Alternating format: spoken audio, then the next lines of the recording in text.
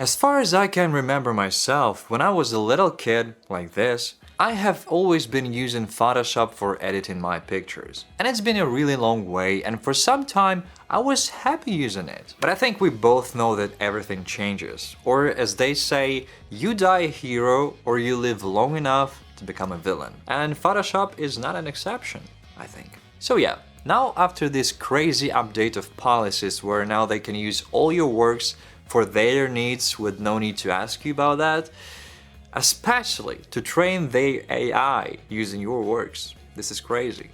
I'm not agree with that. And that's actually where it becomes even more crazier. More crazy, right? You cannot use Photoshop until you press agree to these new policies.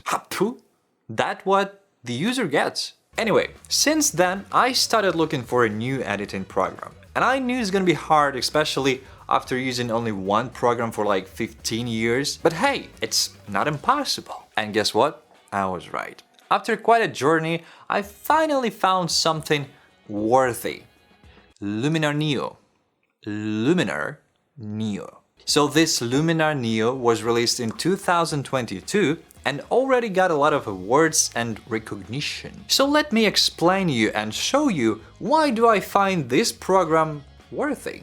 Yeah, so I have my PC right behind me, so let's just dive into the program and I will show you everything. Actually, let me show you some pictures that I edited inside of this program so you will know what you can achieve using this program.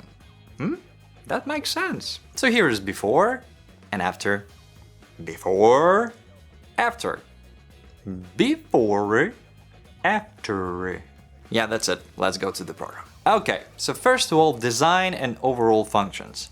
It's not trying to copy Photoshop, but it's still quite understandable if you open this program for the first time. I mean, you kinda already know where to look, which is something a lot of programs missing, to be honest. And once you open your picture, you have two options. First one, which I'm not really interested in, is presets window. I just don't like using presets. I honestly almost never do that. But for someone who's interested in presets, why not? You can find something really interesting since they have a lot of presets. So go ahead and try each of them. And tell me if you liked any of these. So yeah, the interesting part comes on the next window, which is Edit. And here you have some sort of combination of camera raw, Lightroom and some correction layers from Photoshop. If you are familiar with any of these, you can easily understand what is happening here. Essentials may look like the very basic corrections, but don't get fooled. Because here actually hides one of the best tools I use, which here is called Erase, and in Photoshop it was something like Patch Tool or something like that. And what it does, it allows you to quickly delete some unwanted details, like a dust or some skin problems, or pretty much anything you'd like. Then of course there are some tools for color correction, denoise and sharpening.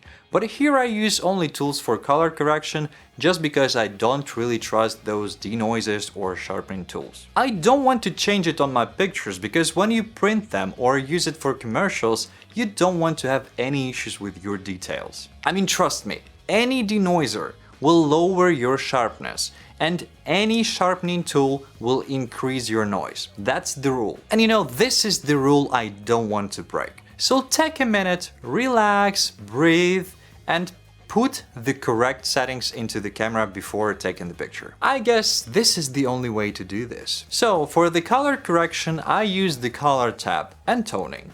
With these two, you can achieve a really great color correction on your picture, but if you are a true professional, you know where the real magic happens. Curves. In RGB curve to be more precise. So what I do is just separate my picture by highlights, shadows, and midtones. And to be honest, this topic is really complicated and complex to explain it like this very shortly and quickly, so let's just say this is where I do almost every color correction, and Luminar Neo has this feature. So this is a huge thumbs up.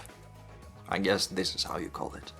And again, there are a lot of tools that I don't use, but it could be fun to have it because I think it's just a force of habit in my case. To be honest, today I use a very limited spectrum of tools, and the last of them is dodge and burn, which is probably the most difficult thing or tool to learn when it comes to the portrait photography. Why? Because you don't want to have your skin blurry or with no texture at all. You want to save as much details as possible, and I have tried a lot of variants to achieve it, and so far this is the best possible way to do this. And yet again, this is a very complex tool to explain it like this quickly, so long story short, this is how you can go from something like this to this with no detail loss. And here you don't need to do anything special. Just go to dodge and burn and use lighten when you need to lighten something, and go to darken when you need to, you won't believe it, darken something.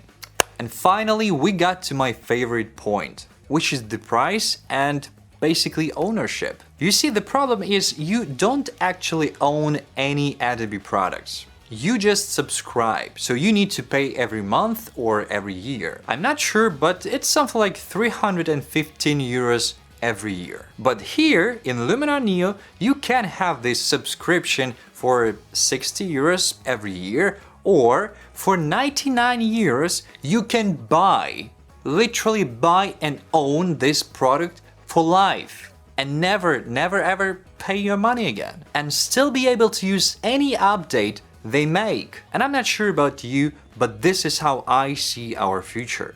The future where you can actually own something, not just being a slave and pay till you die. And I guess that's it for now. If you still have any questions, write them below this video. And thank you for watching. Have a nice day, evening or night. It's been a pleasure. Bye.